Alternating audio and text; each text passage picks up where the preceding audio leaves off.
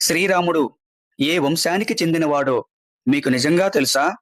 ఈ వంశవృక్షాన్ని తెలుసుకుంటే మీకు రాముడి యొక్క గొప్పతనం అర్థమవుతుంది.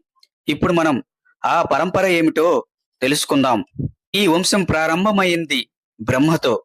బ్రహ్మ కుమారుడు మరీచి, మరీచి కుమారుడు కాశ్యపుడు, కాశ్యపుడు కుమారుడు సూర్యుడు, సూర్యుడు కుమారుడు మనువు, మనువు కుమారుడు ఇక్ష్వాకుడు, ఇక్ష్వాకుడి కుమారుడు కుక్షి, కుక్షి కుమారుడు వికుక్షి, వికుక్షి కుమారుడు భానుడు, భానుడు కుమారుడు అనరణ్యుడు, అనరణ్యుడు కుమారుడు పృథువు, పృథువు కుమారుడు త్రిశంకుడు, త్రిశంకుడు కుమారుడు దుందుమారుడు, దుందుమారుడు కుమారుడు మాందాత, మాందాత కుమారుడు సుసంధి, సుసంధి కుమారుడు ధ్రువసంధి, ధ్రువసంధి